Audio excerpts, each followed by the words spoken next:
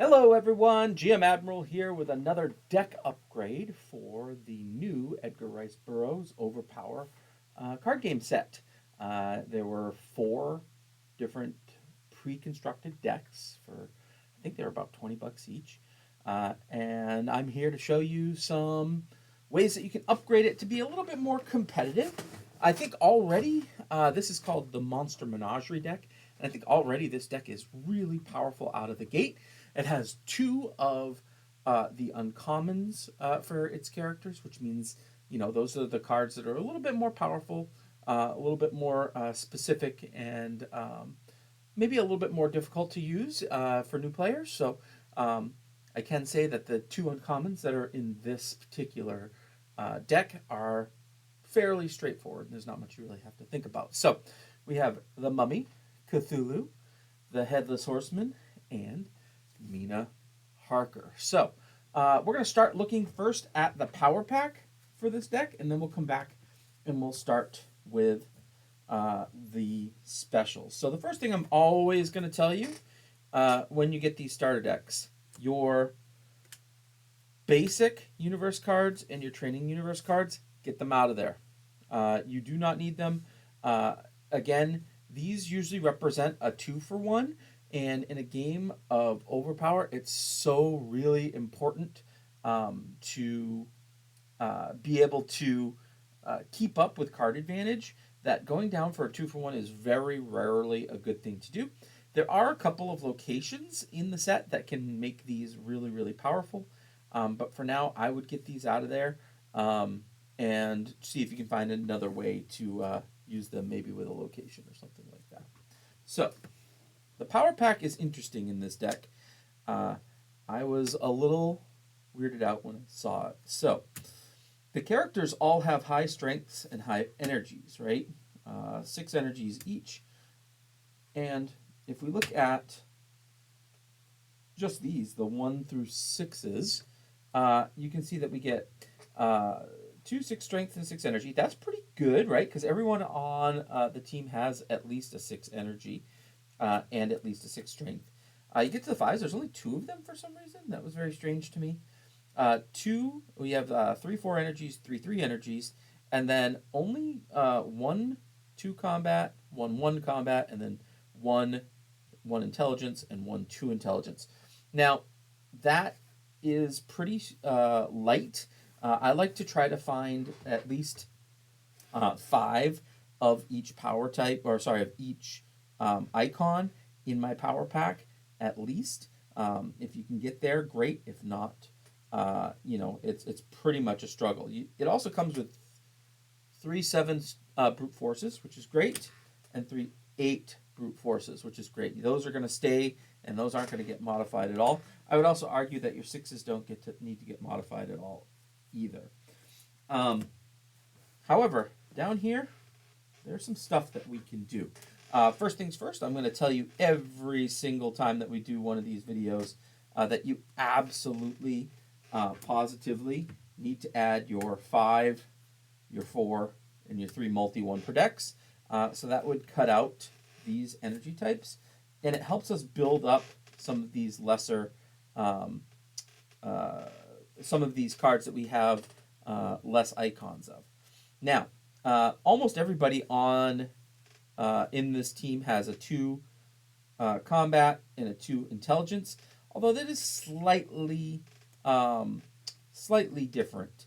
The Headless Horseman, I believe, has a 4 combat, and we know that Cthulhu has a 7 intelligence. So I would feel comfortable enough even taking out these 3 energies and make one of them a 3 combat and a 3 intelligence, just so that we can get more icons for Spectrum KO pressure.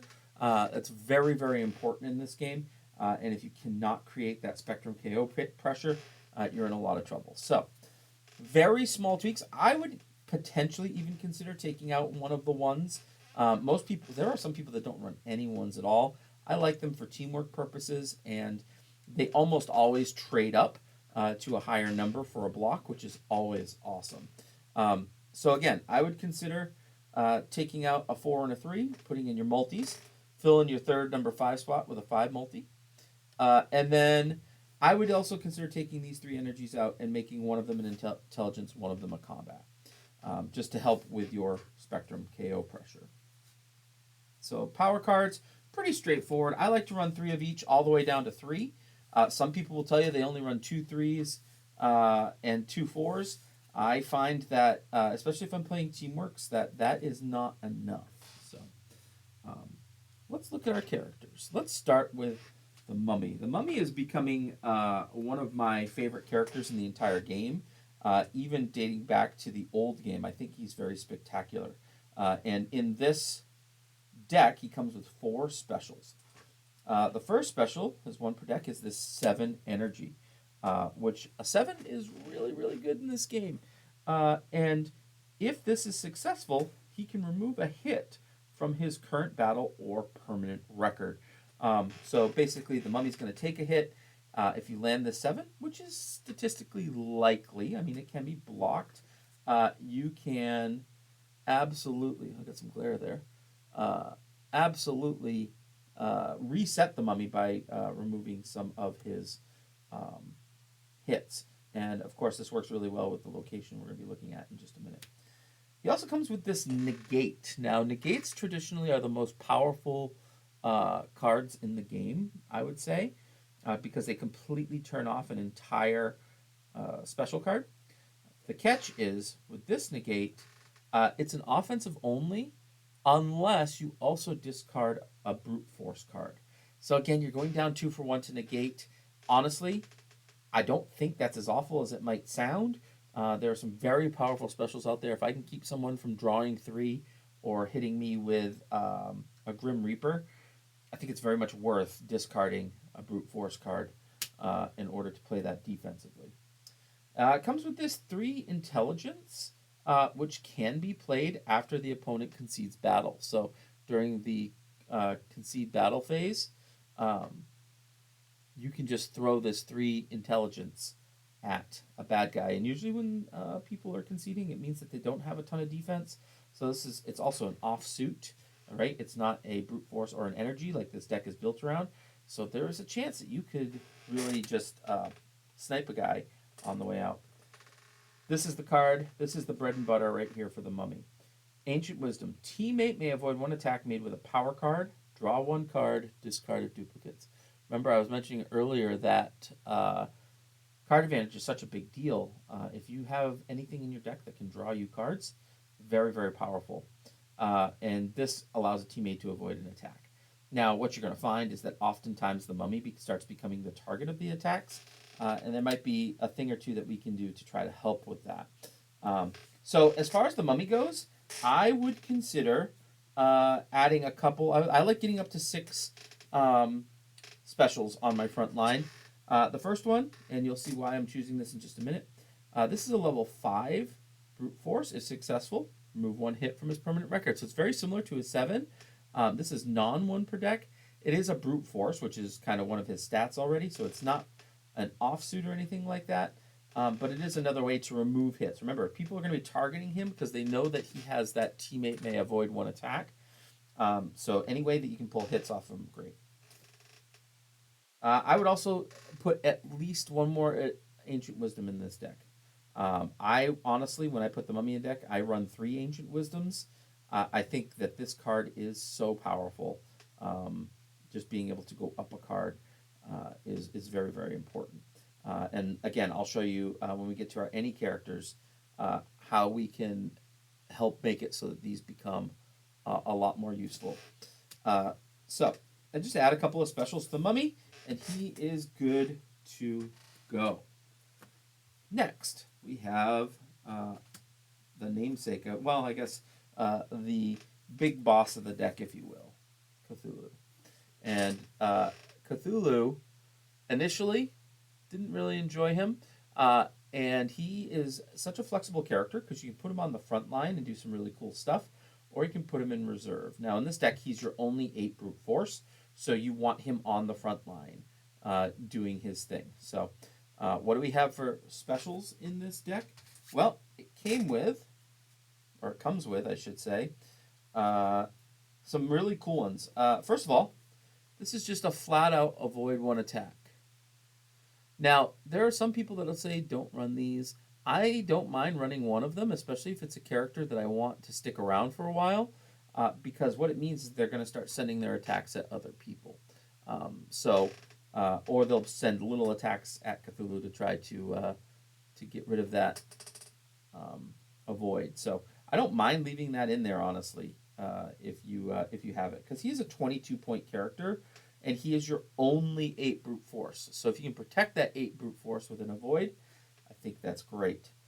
This also comes with his uncommon, which is the 11 any power. Again, this is a huge hit. There's no drawback to throwing it. Like, typically when you get to hits this big in the game, there are drawbacks, like you can't attack or your team can't attack.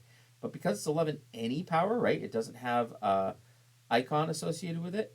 That means it doesn't count towards Spectrum KO, but it is 11 towards cumulative KO, and I think you can really take people out with that quite easily. This card's fantastic. A Network of Fanatics. It's only a 3 energy. However, up to 2 frontline teammates may make an additional attack. And that doesn't even have to be successful for that. You throw this at the front line at a character, and then your mummy and your headless horseman each get to make attacks as well.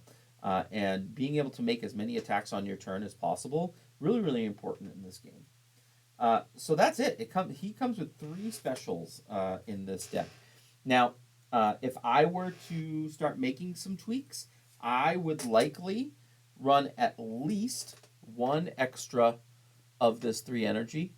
I would consider even running possibly 3 of them, depending on how big my deck was.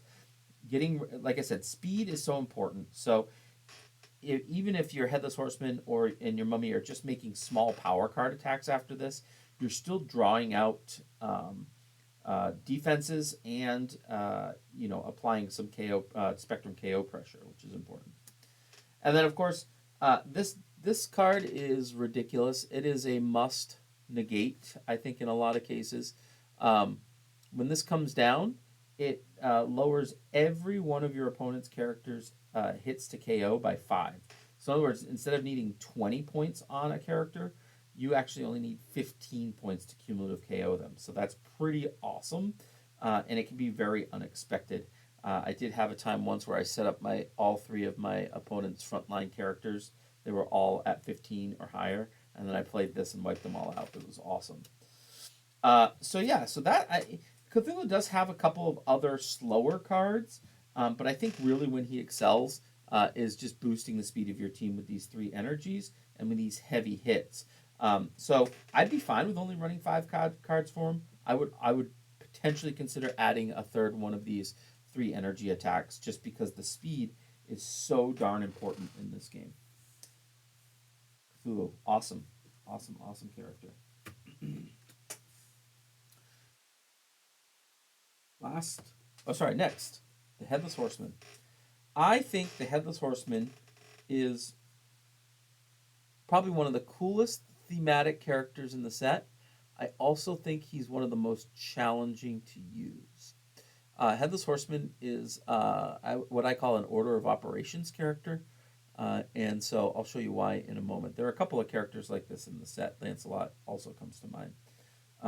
So Headless Horseman. Headless Horseman has been designed to focus down an individual opponent. So he's really good at just picking one character that he wants to kill and taking care of it. And the way that he does that is with Mark of the Headless. Now, Mark of the Headless, target character's -2 to attack and defend against the Headless Horseman for the remainder of game. If Headless Horseman KOs that target character, his team is +5 to venture total this battle. Okay? So, he's really good at focusing on a character. And if a character has this on them, Headless Horseman's specials become that much better. And so he does. The problem is, this is a 1 per deck.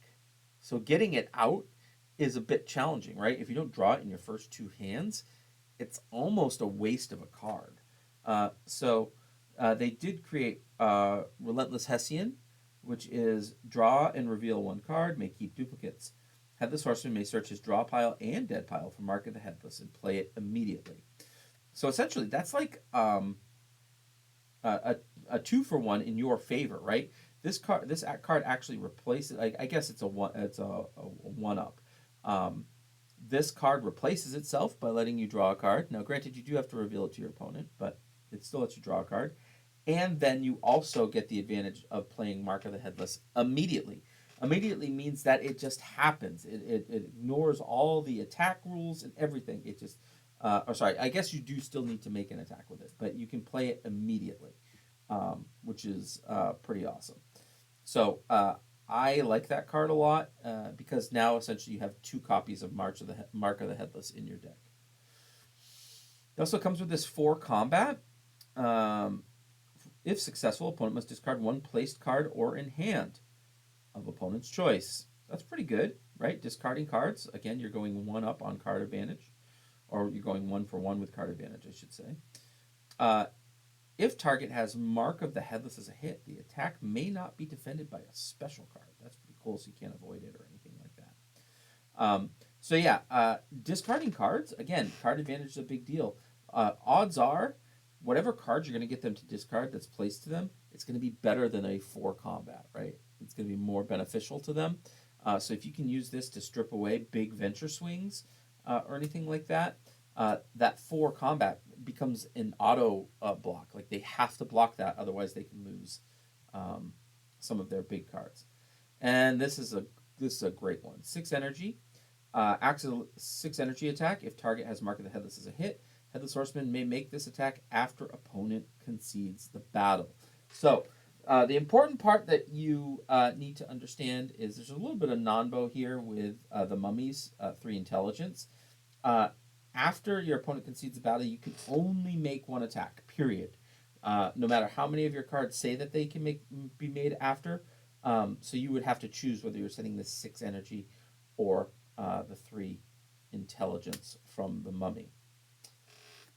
So, what would I do here? Well, I'm going to put another Relentless Hessian in here, for sure, just to get that Mark of the Headless. I think if you can get Mark of the Headless down turn 1 or turn 2, I think it's going to be a really powerful effect. So I put another one of those in there. He also has, which is really cool, a 6 intelligence, which again is an offsuit for this deck. Attack is +3 versus a target with an intelligence grid of 2 or less. So this is a 9 intelligence against characters with a 9 or less. So that's a very powerful card. It's also not 1 per deck. You could probably tell me that maybe you could run 2 of these instead of the 6 energy, just to get that extra KO pressure from having intelligence cards. But again, if you don't get Mark of the Headless out, I feel like his cards are just average. I think if you can get the Mark of the Headless out, then it really puts you over the top. So, last but not least, Mina Harker in reserve. This was an interesting card to put in, the reserve. I do like her. I've been putting her in reserve of a lot of decks. I've also been using her on the front line quite a bit. And she's cool because she's active from reserve. She actually has specials that can be played from reserve. So, first things first, she does have the same idea. This is 7 combat as what the mummy has. This is a 7 combat hit. If successful, may remove a hit from her permanent record. I think it's okay to run a 1 per deck for a reserve character that they can't play from reserve. Just because at some point they're going to get called up to the front line, and then you have that remove a hit. She also has this one in the deck, which is target character must reveal any cards in hand playable by that character, may be played from reserve. This card it's fine. It stinks because it has to target a character, and maybe if you were playing like a Baker Street build or something like that, you might be able to use a couple of those. But I believe that there are much better things that Mina Harker can be doing from reserve. Namely, she has a special that is called Vampiric Celerity. This is Target character must discard one place card of Mina Harker's choice, maybe played from reserve. So think about that. Mina Harker's on the back line. She can't be targeted by attacks for the most part. And she's picking off the highest venture cards that your opponent has on the front line. So I would absolutely add at least 2 of these to the deck. Heck, I am running Mina in decks where I'm running 3 of these. Because every turn, I believe picking off whatever their best placed card is very, very powerful. So definitely get those out of her stack and get those into this deck. So what else should we do for this deck? Well, first of all, you do want to consider some allies, again, for speed, right? What's great about this is you can do an ally and then play Cthulhu's 3 energy and then make 2 additional attacks. That's 4 attacks in a row that your opponent has to defend, meaning that they're using their cards to block yours and not to attack you. Okay, so those chains are pretty powerful. Now you could consider adding the 7 2 attack allies in here for intelligence and for brute force if you would like. I would probably do that. And then as far as teamwork goes, I will always say that you should include your 7 any power and 6 any power teamworks in the deck if you can get a couple of those. And then you can round out with teamworks as you see fit. I like having, I think 6 teamworks and 4 allies is where I like to be in almost all of my decks. Some people, prefer to use less teamworks and go down to 4. But I really think that teamworks are just so powerful that you have to have a bunch in there. So, now, let's talk about Esperion. So, none of the starters come with locations, because locations are kind of a little bit advanced. But basically, in addition to your 4 characters, you can also have a location. This one is called Esperion. Anytime a Esperion character plays a card that successfully removes a hit from permanent record, but not current battle, they may draw a card and immediately make an attack. So, remember we were talking about all the different cards in here that can remove hits, right? Mummy has the 7 energy and the 5 brute force. Mina Harker has the 7 combat. Basically, if you do those and you hit, you essentially draw a card, replace it, and then you get the opportunity to make a free attack. That is pretty powerful, right? The attack can be the card that you drew, but it doesn't have to be. It can be any attack, which is super duper powerful. So because of that, in my any hero package, I am absolutely, for this deck, going to run a 1 of Preternatural Healing. This is a card that just says any character may remove 1 hit from their permanent record. This card may be placed. There you go. So any character, you remove a card from their permanent record, and then you trigger the Esperion and draw a card and make an attack. That's a lot of things that you're doing on your turn. So that's really, really important. I could go either way on this. This could be combat or intelligence, just because there's not a ton of those cards in the deck. But your fortification, Cheshire Cat, I think is a good choice here. And then your standard package of your big 3 for your any characters, right? You always want a Freya, a Grim Reaper, and a Merlin's Magic, right? So you have your negate, your avoid, and your potential discard 4 here. Again, Grim Reaper is going to be hard to come by, right? He's only available in those prize packs. So you have to get to an LGS or get to an online community that are doing prize packs in order to try to pull one. The Orange King might still have a few left. I'd recommend getting them while you can. So what else do we have? Well, we've got Gemini. Gemini lets you go and get a card from your discard pile. So if you want to go and get another remove a hit card or another one of Mina Harker's discard a place card, I think that's really good to have here. Voids all attacks from teamwork or discard 1 place teamwork. So both of those are really powerful here from Disorient Opponent. So I think that's important to have. Legendary Escape.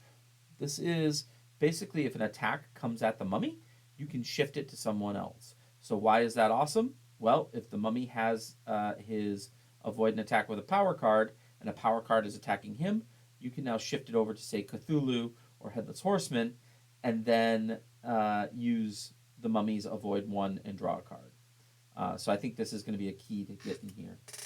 Now, this card I'm always on the fence on, and I'm going to tell you why I would add this to this deck. It's called Select the Slain.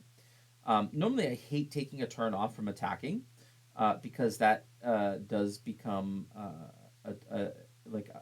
it gives my opponent a chance to like seize the initiative and start beating up my characters.